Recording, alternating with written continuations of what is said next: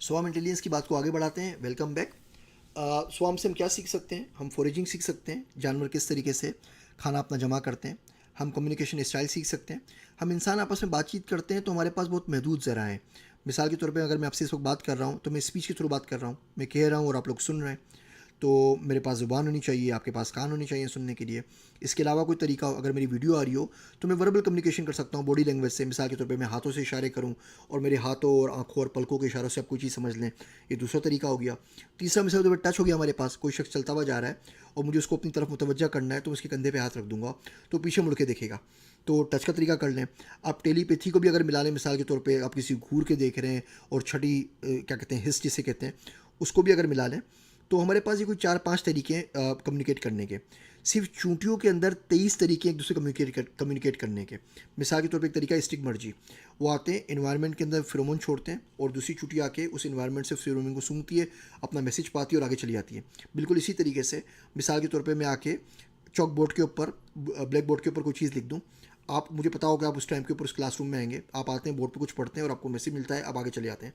अब हम दोनों आपस में कभी मिले नहीं, हमने मोबाइल के ऊपर एक दूसरे से बातचीत नहीं की, हमारी आवाज़ एक्सचेंज नहीं हुई, मैंने कुछ कहा नहीं, आपने कुछ सुना नहीं, लेकिन उसके बावजूद जो मैसेज था वो डिलीवर हो गया। इसको नेचर में स्टिग्मर्जी कहते हैं। ये कम्युनिकेशन का एक तरीका है। तो बहरहाल चूंटियों में 23 तरीका है सिर्फ कम्युनिकेट करने के। हम इससे राउटिंग सीख सकते हैं। पहले भी मैंने आपको सिस्को के एंटनेट एल्गोरिथम के बारे में बताया था। डिवीजन ऑफ लेबर सीख सकते हैं, टीम डायनेमिक्स सीख सकते हैं और चेन ऑफ बॉडी सीख सकते हैं। आइए एग्जांपल से देखते हैं। चूंटियों का एक नेस्ट है और कोई ना कोई फूड सोर्स है। इस पूरी फील्ड को हम स्वाम इंटेलिजेंस में एसीओ या एंड कॉलोनी ऑप्टिमाइजेशन कहते हैं। अब एक जो चूंटी अपने घर से निकलेगी तो उसको नहीं पता खाना किस तरफ है। एक चूंटी एक रास्ते पे चलेगी और दूसरी चूंटी दूसरे रास्ते पे चलेगी, दोनों का मकसद एक ही है। अब आप देखें, इसमें एजेंट्स है हमारे पास, एजेंट चूंटियाँ हमारे पास है। इन्वायरमेंट है, जिस भी शहर में, गांव में, कस्बे में, जिस जगह पे रह रही हैं, ये इन्वायरमेंट है।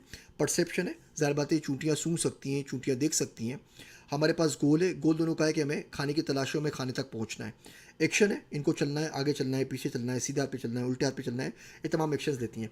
अब ये चूंटियाँ निकलती हैं, उन्हें कुछ नहीं पता होता, टोटली रैंडमली अपने पाथ चूज़ करती हैं कि किस पाथ पे जाना है। अब एक चूंटी एक रास्ते पे चल रही है, दूसरी चूंटी दूसरे रास्ते पे चल रही है। अब क्लियरली जो भी चूंटी शॉर्टेस्ट पाथ के ऊपर होगी वो खाने तक सबसे पहले पहुंच जाएगी। दूसरी चूंटी कोई घूम कर आ रही है, पहली चूंटी का सीधा साधा रास्ता है। ये उस रास्ते पे जाते हुए और वापस आते हुए एक केमिकल अपने जिस्म से ड्रॉप करती हैं जिसको हम फ्रोमोन कहते हैं। इसी को देखते हुए डिजिटल फ्रोमोन बनाए गए हैं। जिस तरीके से एक ईमेल अगर मैं आपको करता हूँ और आपको मिलती है तो उसके पीछे ये फार्मूला कहीं ना कहीं इंप्लीमेंट हो रहा होता है। कंप्यूटर साइंस में 700 से ऊपर पैटर्न्स और एल्गोरिथम्स हैं, सिर्फ उन चीज़ों के ऊपर, उन टेक्निक्स के ऊपर जो हमने हशरातुल अर्ज से या स्वाम इंटेलिजेंस से या इंसेक्ट से सीखी हैं। बाकी एनिमल्स की तो मैं भी बात ही नहीं कर रहा। अब ज़ाहिर बात है जो चूंटी बड़े रास्ते के ऊपर है उसको वापस पहुंचने में टाइम लगेगा। अब जब दूसरी चूंटी निकलेगी तो वो फेरोमोन को सूंघेगी। अब ज़ाहिर बात है जो चूंटी वापस आ चुकी है उस रास्ते के ऊपर फेरोमोन की 2 लेयर्स हैं। एक लेयर जो उस चूंटी ने जाते हुए फेंका सेंट, और एक लेयर वो जो उसने वापसी में फेंका। तो उसके ऊपर जो सेंट होगा वो स्ट्रॉन्ग होगा, पहले के ऊपर कम होगा, तो दूसरी चोटी की जो होगी वो इस छोटे स्पात के ऊपर कन्वर्ज हो जाएगी। फिर जब दूसरी आ जाएगी तो फिर तीसरी भी आ जाएगी, चौथी भी आ जाएगी, पांचवी भी आ जाएगी, और इस तरीके से सारी की सारी जो चूटियाँ होंगी वो शॉर्टेस्ट पाथ के ऊपर कन्वर्ज हो जाएंगी। अब ये आपको आसान लग रहा होगा, लेकिन आगे जाके हम देखेंगे आपके असाइनमेंट के अंदर, हैमिल्टोनियन साइकिल्स के अंदर, कि एनपी कंप्लीट प्रॉब्लम हमारे पास है, जिसको कंप्यूटर साइंस में हम ट्रेवलिंग सेल्समैन प्रॉब्लम या टीएसपी कहते हैं। ये एडगर डब्ल्यू डाइकेस्ट्रा ने 1965 में सॉल्व किया था, इसका एल्गोरिथम दिया था।